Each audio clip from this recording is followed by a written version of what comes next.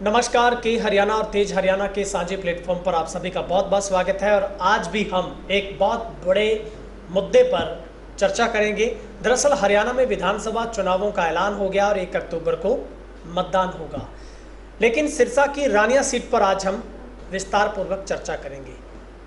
यहाँ का गणित क्या कहता है, कौन यहाँ पर सबसे मजबूत नज़र आ रहा है और किस कैंडिडेट में कितना दम है, उसकी एक्टिविटी क्या है, उसने कितना यहाँ पर डेवलपमेंट के काम करवाए हैं, तमाम मुद्दों पर विस्तार से मैं चर्चा करूँगा। मेरे साथ के हरियाणा के संपादक रमेश जाखड़ जी हैं। जाखड़ साहब, आपका इस सेगमेंट में बहुत बहुत स्वागत है। सबसे पहले जी शुक्रिया गुरविंदर। रमेश, विस्तार पूर्वक आपसे जानना चाहेंगे 2014 का चुनाव और 2019 का चुनाव, अब बारी है 2024 की। क्या कहता है आंकड़ों का गणित 14 और 19 को लेकर? आपके पास बहुत बड़ी एक रिपोर्ट है, वो बताइए दर्शकों को जरा सबसे पहले। बिल्कुल गुरविंदर, देखिएगा जैसे ही हम अब 2024 का अगर डेटा एनालाइज करते हैं तो उससे पहले हमें इसके पीछे जो चुनाव हुए हैं, 2 से 3 चुनाव हुए हैं, उनके आंकड़ों पे जो वोट बैंक आया, जो वोटों का जो समीकरण रहा है, उस पर जो है वो जरूर एक बार नज़र दौड़ानी चाहिए, क्योंकि उससे थोड़ा सा लेखा जोखा जो है वो सही आ जाता है, गणित जो है वो सही आ जाता है। बिल्कुल। तो ऐसे में अगर 2019 में अगर बात करें, उससे पहले 2009 में मैं जाना चाहूँगा एक बार। 9 में ज़्यादा कैंडिडेट पे नहीं, केवल 2 कैंडिडेट, जो विनिंग कैंडिडेट है और जो लूजिंग कैंडिडेट है, उन दोनों के पास जाना चाहूँगा। 2009 में इंडियन नेशनल लोकदल पार्टी से कृष्ण कंबोज चुनाव लड़े थे और वो विधायक भी बने थे। उनको वोट जो है वो मिले थे 48,241 वोट जो है वो लेकर के इंडियन नेशनल लोकदल पार्टी के खाते में जो है ये सीट डालने का काम किया था। वहीं अपोजिशन में अगर बात करें, दूसरे नंबर पे अगर बात करें तो चौधरी रणजीत सिंह, जो कि इंडियन नेशनल कांग्रेस से चुनाव लड़ रहे थे, वो महज 4,500 वोटों के मार्जिन से जो है वो हारे थे। तो उनको वोट जो मिले थे वो 44,590 वोट मिले थे। ये तो 2009 का जो आंकड़ा है वो है। उसके बाद हम चलते हैं 5 साल आगे, 2014 में अगर चलें तो 2014 में चौधरी रणजीत सिंह कांग्रेस की तरफ से चुनाव लड़ रहे थे, उनको 36,703 वोट मिले। ठीक है। वहां पे आप देखिएगा गुरविंदर की 2009 में चौधरी रणजीत सिंह को 44,000 वोट मिलते हैं और 2014 में 36,000, यानी कि 8,000 के लगभग वोट जो है वो घट जाता है चौधरी रणजीत सिंह का।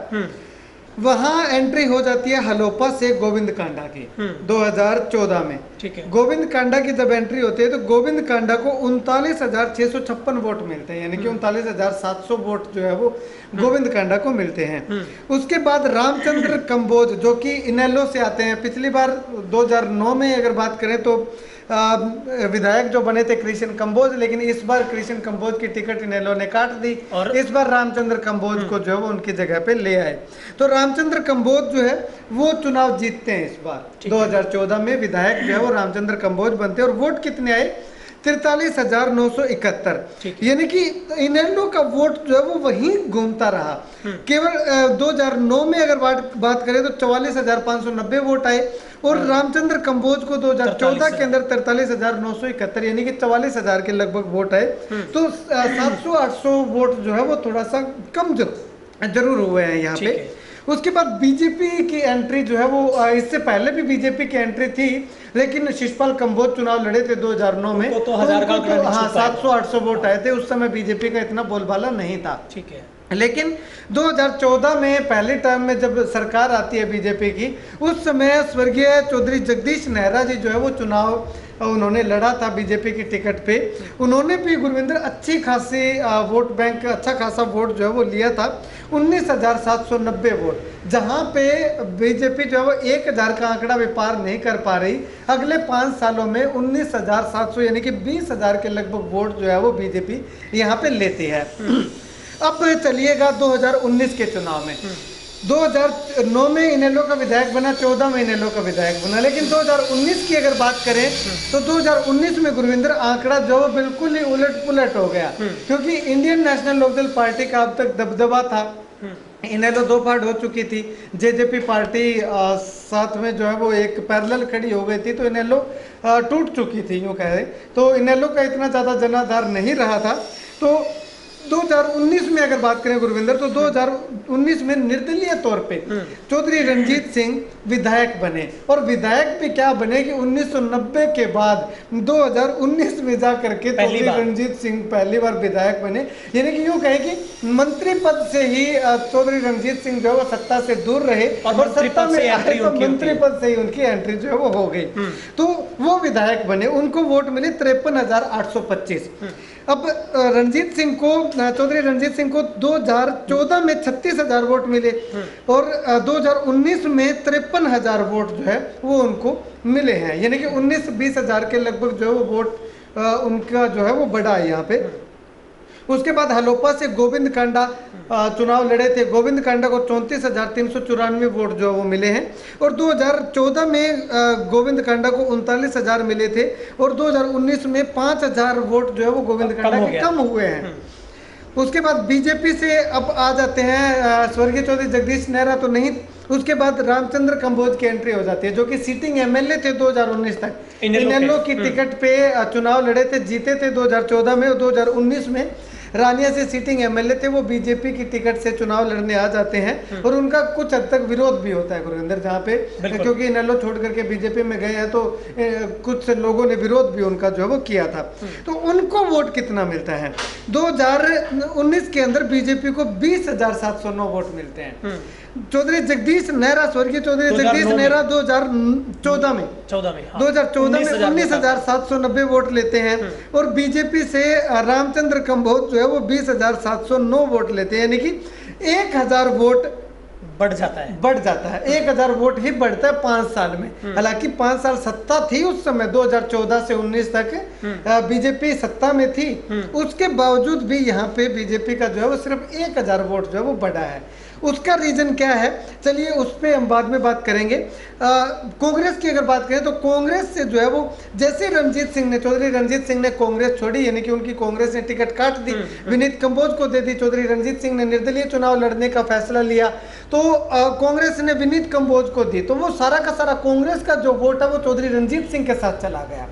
यही रीजन है कि जहां पे 2014 के अंदर कांग्रेस जो है वो 36,000 वोटों पे खड़ी थी, वो कांग्रेस जो है वो 2019 के अंदर अगर बात करें तो 9,000 वोटों पे आके खड़ी हो गई। 8,979 वोट जो है वो विनीत कंबोज को मिले।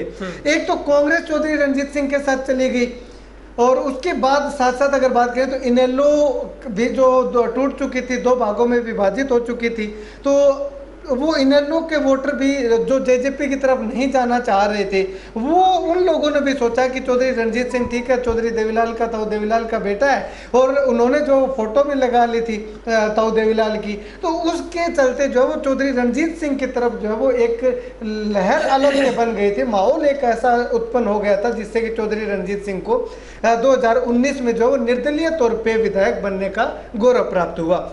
अब यहाँ पे गुरविंदर इनेलो की अगर बात करें तो इनेलो 2019 में अशोक वर्मा जो कि अभी जेजेपी में है, उन्होंने चुनाव लड़ा, उन्होंने भी जो है वो 9,753 वोट यानी कि 10,000 के लगभग वोट जो है वो उन्होंने भी लिए थे। इनेलो टूटने के बाद भी 10,000 वोट ले गए पर क्योंकि जेजेपी और इनेलो ने चुनाव अलग अलग लड़ा था और जेजेपी का 7,500 वोट 7622 वोट जो है वो जेजेपी ने 2019 के चुनाव में लिए थे। दोनों का अगर मिला के हम लोग करें तो 17-18 हजार के आसपास जो है वो दोनों का वोट जो है वो मिलता है। अगर दोनों अलग अलग ना होती तो यहाँ पे विधायक लगातार इनेलो का बनता आ रहा था।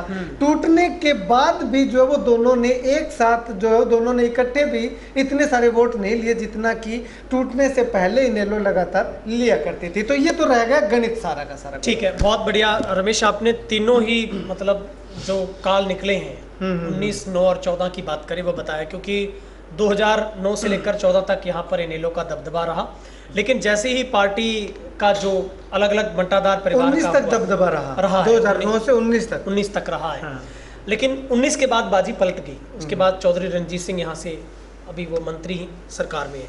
लेकिन अब पहला सवाल आपसे ये रमेश, आपको क्या लगता है ऐसे वक्त में जब सरकार ने तय समय से पहले ही चुनावों की घोषणा भी कर दी है, समय से पहले इस बार एडवांस में हरियाणा के चुनाव हो रहे हैं, और क्या लगता है इस बार रानिया में आपको सबसे कद्दावर, दमदार, सबसे मजबूत आपको नेता कौन नजर आ रहा है इस बार?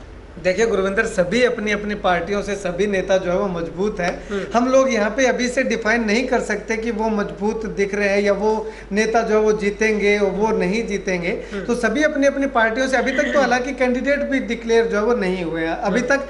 एक अर्जुन चौटाला का भी लगभग अभी उन पे भी संशय बरकरार है कि लड़ेंगे या नहीं लड़ेंगे। उनका भी, क्योंकि उनका यूँ कह सकते हैं कि उनकी खुद की पार्टी, उनको किसी से मांगना नहीं है टिकट। बाकी जितने भी पार्टियां हैं या जेजेपी का कह सकते हैं, बाकी जो पार्टियां उनका जो भी टिकट मांगना पड़ेगा, तो दिल्ली दरबार में हाजिरी लगानी होगी। हाँ, हाजिरी लगानी होगी। तो अभी तक जो कुछ नहीं कहा जा सकता, लेकिन एक आशंका हम जता सकते हैं, संभावना जता सकते हैं कि एक तरफ जो चौधरी रणजीत सिंह लगातार दावा कर रहे हैं कि भारतीय जनता पार्टी की ओर से वो चुनाव लड़ेंगे।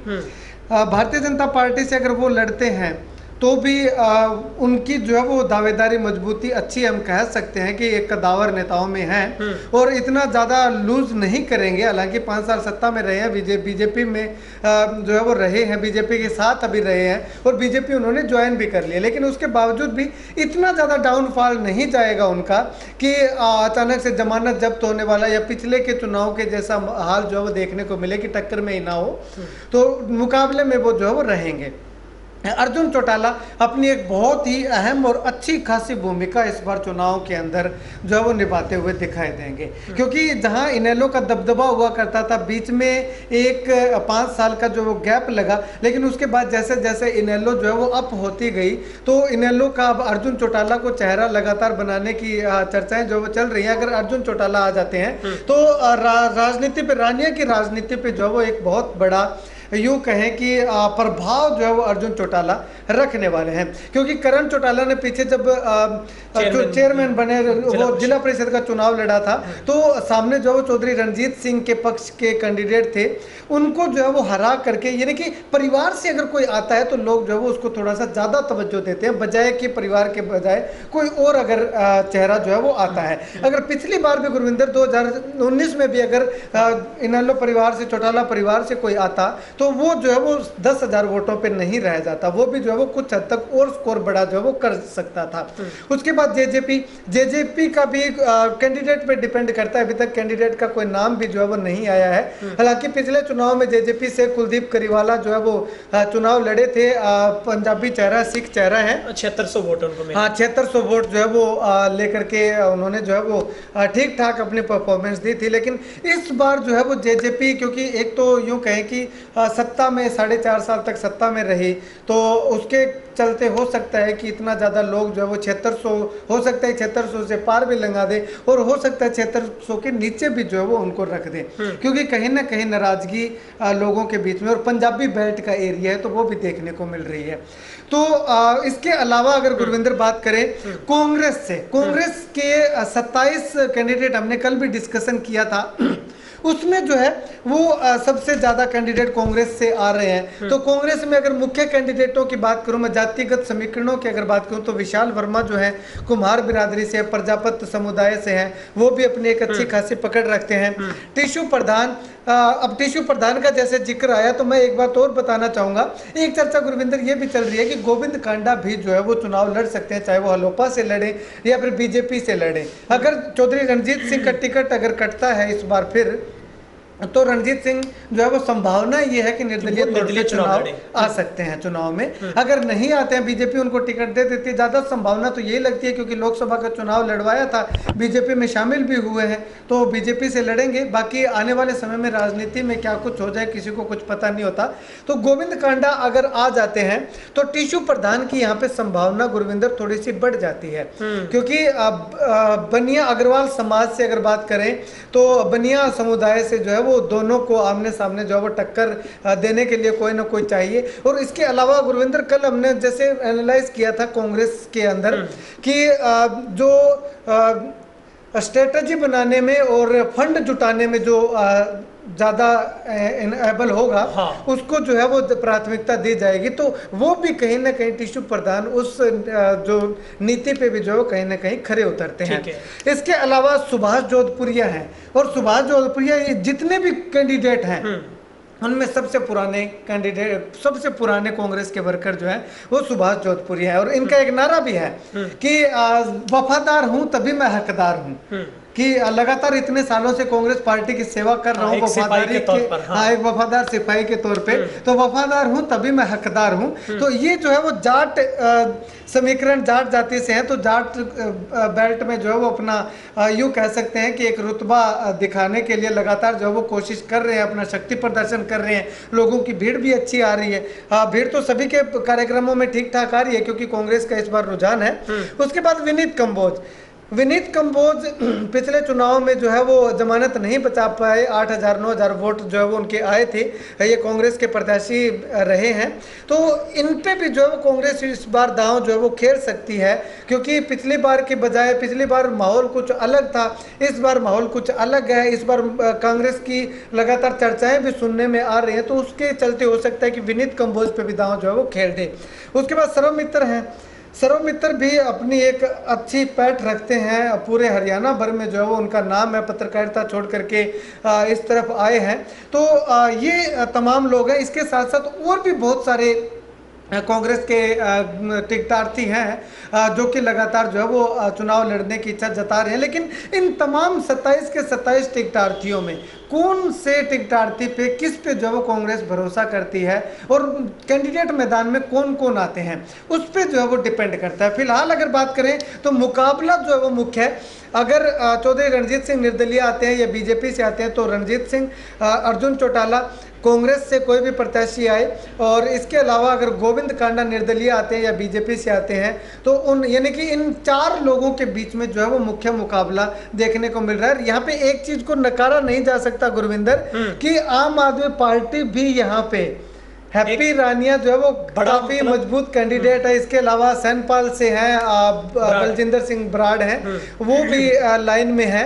और तो ये तमाम जो आम आदमी पार्टी है ये भी गुरविंदर अंदर खाते जो है वो अंदर, वो कहते हैं ना कि जमीन के नीचे चलते चलते जो है वो अपना एक अलग से वोट बैंक जोड़ लेती है। तो जिला परिषद के चुनाव में हमें ये चीज भी देखने को मिली है। रमेश, आपको लगता है कि आप लोग जैसे आप कर पा रहे हैं इसका विश्लेषण, आपको लगता है कि ये त्रिकोणीय सा मुकाबला एक बार लग रहा है, लेकिन आम आदमी पार्टी जो अंदर खाते जो वोट जुटाएगी, आपको लगता है इस त्रिकोणीय मुकाबले के बीच में किसी भी कैंडिडेट की किस्मत को तय करने का काम आम आदमी पार्टी करेगी?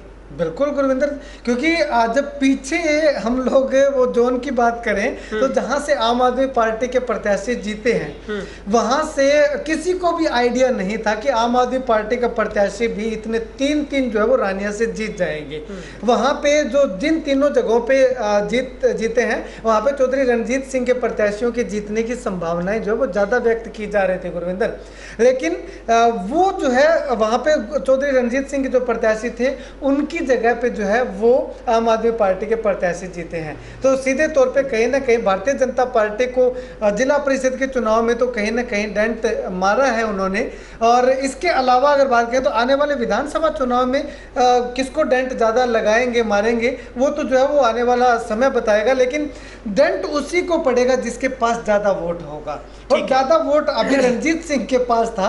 तो जो भी अगर कोई निर्दलीय तौर पे आता है या कहीं से भी आता है तो वो डेंट जो है वो ज़्यादा चौधरी रणजीत सिंह को जो है वो लगता हुआ दिखाई दे रहा है। ठीक है रमेश, मगर जो हरियाणा सरकार में मंत्री चौधरी रणजीत चौटाला है, अभी उन्होंने पीछे कई सारे कार्यक्रम करके अपना लेखा जोखा भी लोगों के बीच में रखा। मुझे लगता है सिरसा में वो पहले ऐसे मंत्री और विधायक है जिन्होंने अपना पूरे का पूरा टोटली लेखा जोखा लोगों के सामने पेश किया। उन्होंने कहा कि हमने करोड़ों रुपए के काम करवाए हैं। आपको लगता है आपने बहुत गहनता से रिपोर्टिंग की है, क्या वाकई में ही रणजीत चौटाला ने इस इलाके में जो सरकार में इतनी बड़ी भागीदारी उनकी रही है एक बिजली मंत्री के तौर पर, क्या वाकई में उन्होंने काम करवाए हैं? उनकी एक्टिविटी आपको, उनके लोगों के बीच में जुड़ाव आपको नज़र आता है, उसका फ़ायदा मिलेगा कोई? बिल्कुल गुरविंदर, देखिएगा इसमें जो है वो मैं यही कहना चाहूँगा कि चौधरी रणजीत सिंह के विकास कार्यों की अगर बात करें तो हर गांव में कुछ ना कुछ विकास करे चौधरी रणजीत सिंह ने किया है, इसको जुटलाया नहीं जा सकता। अब कोई कुछ भी कहे, विपक्ष लगातार सवाल उठाता है कि कुछ नहीं किया, ऐसा नहीं किया। हालांकि हो सकता है कि जितनी उम्मीदें थी लोगों को उतनी उम्मीदें पूरा नहीं कर पाए हैं, लेकिन कुछ हद तक काम उन्होंने करवाए हैं। जैसे खारिया का अभी पीछे मैंने इंटरव्यू किया था तो 22 करोड़ रुपए बनी गाँव के अंदर जो बड़े बड़े गाँव हैं उनमें जो वो काफ़ी पैसा लगाया। एक छोटा सा गाँव फतेहपुरिया था, उस गांव के अंदर भी जो है वो 5-7 करोड़ रुपए जो विकास कार्यों के लिए लगाए हैं। तो ऐसा नहीं है कि विकास कार्य नहीं हुए, लेकिन जो लोगों को उम्मीदें थी कि जिस प्रकार से चौटाला सरकार हुआ करती थी तो हमारे भी बेटे जो है वो पर्ची लेकर के जाएंगे, वो जेब में ऊपर वाली जेब में डाल ली तो लग गया। तो वैसा जो लोगों को उम्मीद थी, कहीं ना कहीं उसी चीज़ का नुकसान जो दुष्यंत चौटाला को भी देखने को मिल रहा है। लोगों की महत्वाकांक्षाएं, जो पर्सनल आकांक्षाएं थी, वो कहीं ना कहीं पूरी नहीं हो सकी। नौकरी की बात करें तो नौकरी सरकार ने जो सरकारी नौकरी पोर्टल पे और नंबरों पे जो है वो पढ़े लिखे युवाओं को कर दिया, अच्छा कदम मानूंगा इसको मैं। और इसके अलावा जो है वो HKRN जो है वो DC रेट पे जब कुछ लगा करते थे, कुछ समय तक लगे थे, लगाए भी थे, लिस्ट भी आई थी कुछ एक लोगों की, लेकिन उसके बाद में HKRN के थ्रू हो गया।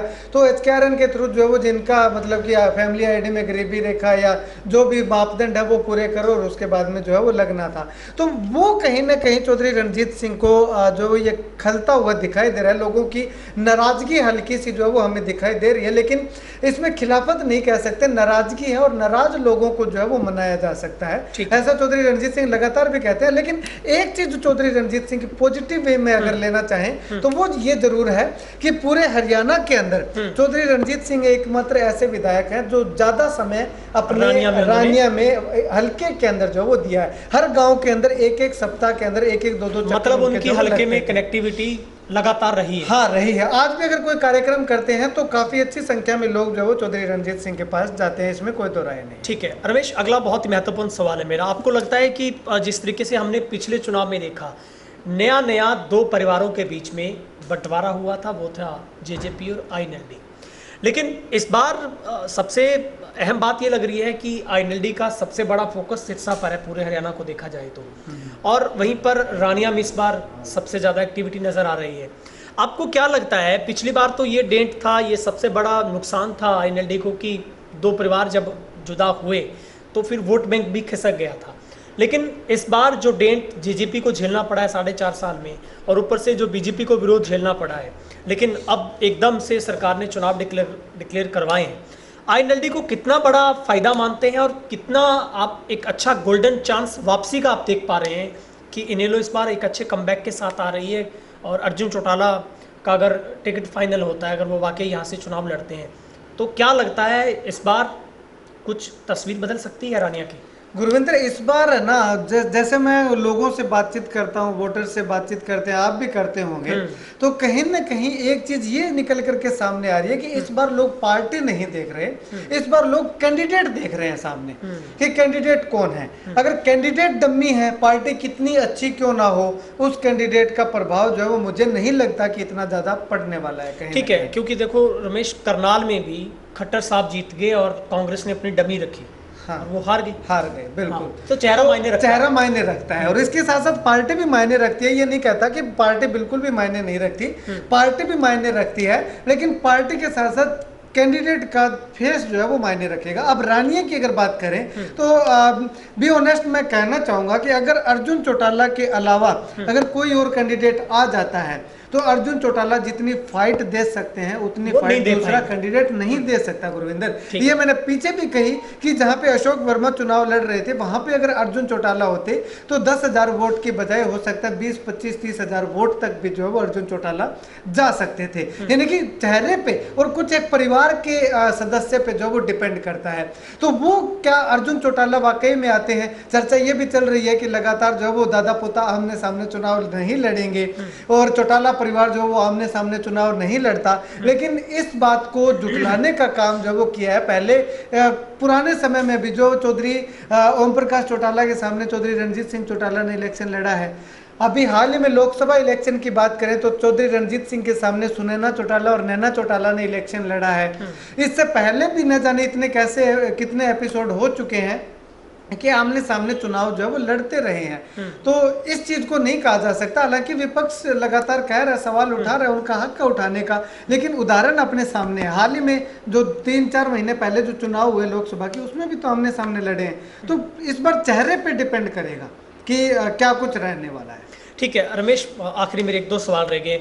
आपको क्या लगता है, जब 27 कैंडिडेट के बीच में कांग्रेस की बहुत लंबी लिस्ट है, लेकिन एक तरफ हरियाणा में बहुत बड़ी वापसी, क्लीन स्वीप जो बीजेपी ने की थी 10 सीटों पर, उसी में से 5 सीटें वापस वापसी कर ली है कांग्रेस ने लोकसभा में। क्या इस बात का समर्थन, इस बात का उत्साह, इस जीत की जो एक बहुत बड़ा एक ताकत कांग्रेस को मिली है, उसका असर आपको लगता है रानिया में भी नज़र आएगा? तभी इतने टिकटार्थी यहाँ पर नज़र आ रहे हैं। शैलजा की बम्पर जीत है, क्या वो उन्हीं के खाते में उनका यहाँ से एमपी होना कितना लाभ मानते हैं आप? बिल्कुल गुरविंदर, वापस उसी बात पे आऊंगा मैं कि भले ही कांग्रेस का रुझान जो है वो लोकसभा चुनाव में बहुत अच्छा देखने को मिला हो, 5 लोकसभा सीटें 0 से 5 पे जो है वो ग्रोथ की है, और मेरे ख्याल से 52 विधानसभा सीटों पे जो है वो कांग्रेस हावी रही है, जहाँ तक मुझे आइडिया है। हो सकता है कुछ ऊपर नीचे भी हो जाए। तो रानिया भी जो उसमें से एक है। रानिया विधानसभा की बात करें तो लोकसभा चुनाव में रानिया विधानसभा 27-28 हजार की लीड जो है वो कांग्रेस की रही है। यही रुझान जो है वो उनको लग रहा है, जो जितने इतने सारे कैंडिडेट आए, कि 27 हजार की ना तो 20 हजार की लीड तो जो है वो रह जाएगी। लेकिन यहाँ पे डिफ्रेंशिएट करना होगा गुरविंदर कि एक तरफ तो कुमारी शैलजा थी कैंडिडेट, और एक तरफ ये जो लोकल कैंडिडेट है, इनमें और कुमारी शैलजा में दिन रात का फर्क। वही मैंने आपको बताया था कि चौटाला परिवार से और चौटाला परिवार के बगैर अगर कोई कैंडिडेट आता है तो वो है। अब यहाँ पे कुमारी शैलजा थी, जिसके चलते ना तो किसी की खिलाफत हुई, ना किसी की नाराजगी थी, ना किसी की और थी। कुमारी शैलजा को लोगों ने प्यार, सत्कार, दुलार जो है वो दिया, और शैलजा फिर से जो है वो सांसद बनी। तो यहाँ पे कुमारी शैलजा के बराबर में अगर अपने आप को कोई कैंडिडेट रख करके ये निश्चित करता है कि मेरी जीत तय है, तो ये कतई जो है वो गलत होगा गुरविंदर, क्योंकि कुमारी शैलजा के लेवल का इनमें से जितने भी कैंडिडेट हैं वो सारे के सारे कुमारी शैलजा के आगे जो है वो जा करके जो है वो टिकट मांगने वाले हैं, और कुमारी शैलजा जो है वो टिकट देने वालों में है। तो उनका और उनका मुकाबला जो कद का भी अगर देखें तो मेरे ख्याल से ठीक नहीं होगा उनको ये आइडिया लगाना कि हमारी जीत यहाँ से हो सकती है। हाँ, एक चीज़ और बता दूँ, इनेलो जो है वो पिछली बार सिर्फ एक सीट पे रह गए थे, लेकिन इस बार इनेलो जो है अगर अच्छे से कैंडिडेट उतार दिए तो जो लोग कांग्रेस से खफा हैं, जो लोग जेजेपी से खफा हैं, जो लोग बीजेपी से खफा हैं, वो इनेलो की ओर मूव होंगे, और इनेलो भी जो है वो एक अच्छी भागीदारी दिखाती हुई दिखाई दे सकती है। ठीक है रमेश, आखिरी सवाल है, आपको क्या लगता है, क्योंकि हलोपा ने तो पहले से ही धवल कांडा का नाम डिक्लेयर कर दिया है, लेकिन अटकलें और तमाम संभावनाएं, चर्चाएं ये व्यक्त की जा रही हैं कि अगर चौधरी साहब का टिकट कटता है तो फिर गोविंद कांडा बीजेपी से आ सकते हैं। लेकिन हम इस बात को यथासंभव यही मान लेते हैं कि बीजेपी चौधरी साहब को टिकट दे रही है, लेकिन धवल का आने से एचएलपी अगर आती है यहाँ पर और कांग्रेस भी अपना ठीक ठाक चेहरा देती है, तो आपको लगता है कि ये वाकई एक बहुत बड़ा त्रिकोणीय मुकाबला हो सकता है रानिया में? बिल्कुल गुरविंदर, क्योंकि गोविंद कांडा को अगर गोविंद कांडा आते हैं तो गोविंद कांडा को हल्के में नहीं ले सकते, क्योंकि पिछले चुनाव में भी जो है वो गोविंद कांडा ने 34,000 वोट ले रखे हैं। और धवल कांडा इस बार नए चेहरे होंगे अगर धवल कांडा आते हैं एचएलपी से, अगर गोविंद कांडा को टिकट नहीं दी जाती है, और चौधरी रणजीत सिंह अगर बीजेपी से आते हैं, और धवल कांडा अगर इससे आते हैं एचएलपी से आते हैं, कांग्रेस से कौन आता है वो डिपेंड करता है। कंबोज आता है, बनिया आता है, या जाट आता है, या प्रजापति आता है, वो डिपेंड करता है। और अर्जुन चौटाला अगर इनेलो से आते हैं, जेजेपी से कौन आता है, जेजेपी से जट सिख आता है, क्योंकि पंजाबी बेल्ट भी अच्छी खासी रानिया के अंदर जो है वो पकड़ है, पंजाबी वोट भी अच्छे खासे हैं, तो उस पर भी जो वो डिपेंड करता है। तो कुल मिलाकर के यूँ कह सकते हैं कि इस बार मुकाबला जो है वो गुरविंदर बीजेपी, कांग्रेस, इनेलो, इन तीनों के बीच में जो है वो मुख्य तौर पे देखने को मिल सकता है। आम आदमी पार्टी को भी इसमें हम लोग जो है वो कंसीडर कर सकते हैं कि अगर अच्छा चेहरा जो है वो उतार देती है तो। और जेजेपी भी जो है वो कहीं ना कहीं यूँ कह सकते हैं कि चौथे नंबर पे, पांचवें नंबर पे, साथ में इसको हम अटैच कर सकते हैं कि पांचों के बीच में मुकाबला रहेगा। मुख्य तौर पे बीजेपी, इनेलो और कांग्रेस, और चौधरी रणजीत सिंह अगर निर्दलीय तौर पे आते हैं तो उनका भी जो है वो हम साथ में जोड़ सकते हैं। धवल कांडा का हम कुछ नहीं कह सकते, क्योंकि धवल कांडा पहली बार चुनाव लड़ रहे हैं। इससे पहले गोविंद कांडा चुनाव लड़े, उनको वोट ठीक ठाक आए, लेकिन वही बात है कि अगर उपचुनाव के अंदर अभय सिंह चौटाला की जगह अगर अर्जुन चौटाला होते तो शायद चुनाव ना जीतते। बाप बाप होता है, बेटा बेटा होता है, तो उसका भी फर्क कहीं ना कहीं जो है वो रह जाता है। तो मुझे नहीं लगता कि धवल कांडा भी अगर आते हैं तो गोविंद कांडा जितना प्रभाव जो वो धवल कांडा वहाँ पे रखते होंगे। हो सकता है कि एक युवा की लहर बन जाए, लहर बनने के बाद हो सकता है कि एक तरफा जो है वो चुनाव निकल जाए, वो तो आने वाले समय पे डिपेंड करता है। लेकिन फिलहाल समीकरणों की अगर बात करें तो ये इन नेताओं के इर्द गिर्द, इन पार्टियों के इर्द गिर्द ही घूमते हुए दिखाई दे रहे हैं। ठीक है रमेश, बहुत बहुत शुक्रिया आपका, आपने बहुत विस्तार पूर्वक और हर एंगल से, हर तथ्य से आपने जानकारी दी, बहुत बहुत शुक्रिया। हमारे साथ के हरियाणा के संपादक बातचीत कर रहे थे और ये पूरे का पूरा गणित बहुत बेहतर तरीके से, सरलता के साथ, स्पष्टता के साथ, सौम्यता के साथ आप तक पहुंचाने का काम किया है।